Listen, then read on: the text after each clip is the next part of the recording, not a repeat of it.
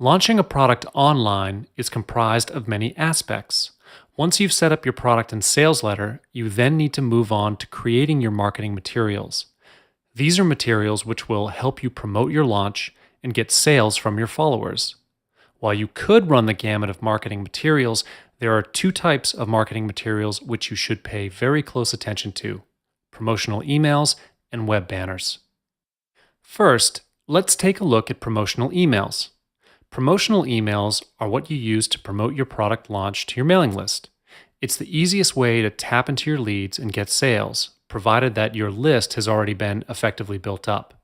Ideally, you should start sending out promotional emails a couple of weeks or at least a week before your projected launch date. Expect to be sending out anywhere between 2 and 6 emails to your list during your pre launch and launch period. This is so that you can steadily build hype with your prospects and start getting them interested. While you can come up with the content for your promotional emails from scratch, there are some emails which have proven to be very successful at enticing readers. Teaser emails are usually the first promotional emails that you will send out to your list.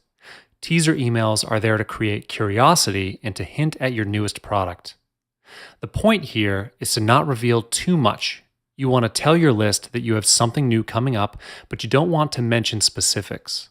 Some people choose to send out 2 or 3 teaser emails during the pre-launch period.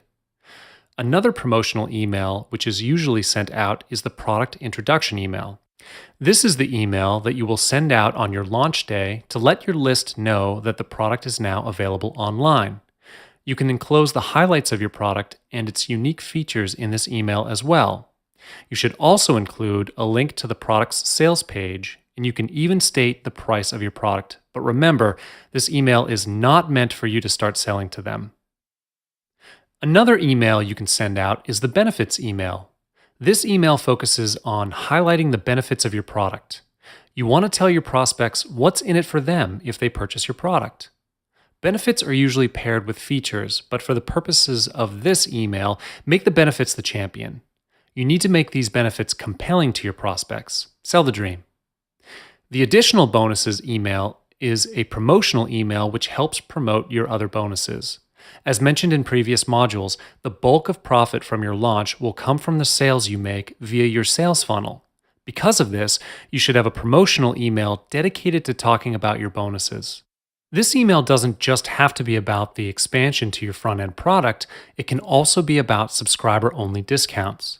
You want to let your prospects know that they have access to bonuses if and when they choose to get in on the bandwagon.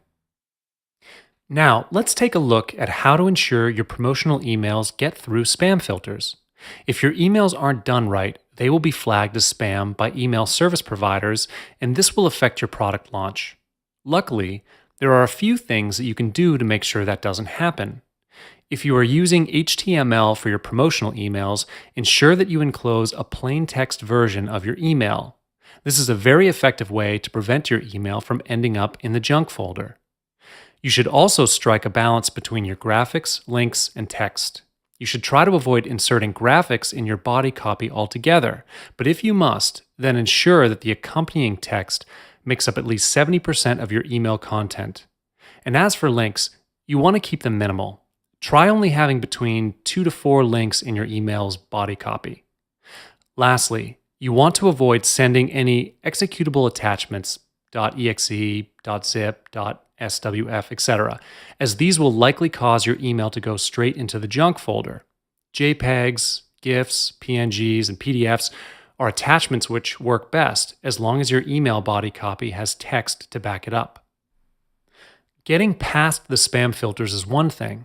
Getting sales with your promotional emails is a whole different ballgame. If your subject line doesn't entice your leads to click on your email, then all your work would be for naught. Here are some easy tips which you can apply to your subject lines to ensure your promotional emails get opened and make conversions. People never want to be sold to. For this reason, try staying away from words like discount, deal, learn, act now, report when writing your subject line. These are common words that are usually associated with sales and content marketing. You should also keep your subject line short. If your subject line has over 10 words, you need to chop it down. You could even use the popular 50 character or less as a pointer. The easier it is for your prospects to read your subject line, the likelier they are to click open. An email subject line should also act as a call to action. Including action words or verbs in your subject line tells your prospect that there's something for them to do. Having verbs and an actionable subject line creates a sense of urgency so your leads end up taking action. Promotional emails help you spread word of your launch to your list, but how about the people who aren't on your list? If you have an active website or other web pages, there's a stream of traffic that you can tap into. All you need are banner ads. Banner ads are a form of online advertising. Web banners are embedded into a web page and serve as advertisements. They are intended to divert traffic to a specific website. When it comes to product launches, banner ads are usually linked to your sales page or sales letter. You can also share your banners with your affiliates so that they can use it on their sites and landing pages as tools to promote your product launch. With banner ads, you get to make the most out of the web traffic that you and your joint venture partners receive on a daily basis. The overall look and feel of your banner is really important. So let's take a look at the elements which you should have on your banner. First, you should definitely display your product name. Have it bolded or use a larger font size to help it stand out. If you have a product image or logo, include that as well. Just make sure that it is displayed in full view without any obstructions. If your banner size allows it, you can even have a sentence in the banner highlighting a strong benefit that your product offers. However, you don't want to cramp your banner ad with too much text, so only include this if you have the space to accommodate it. Another very vital element that you need to have is a call to action button. This should be a clickable button that links to your product's sales page. The text on the button can read "Buy now" or "Get it now" or "Learn more." It's completely up to you. We would recommend that your banner ads follow the color scheme of your product's sales page or whatever page your call to action button links to. There's nothing more off-putting than clicking on a link that directs you to a page that looks completely different from what you had in mind. Now that you know the important elements of a successful banner ad, it's time to choose your banner sizes. Generally, you want to have at least 3 to 5 different size banner ads designed. If you're unsure of what banner sizes to choose, here are some common banner sizes which you may want to look into.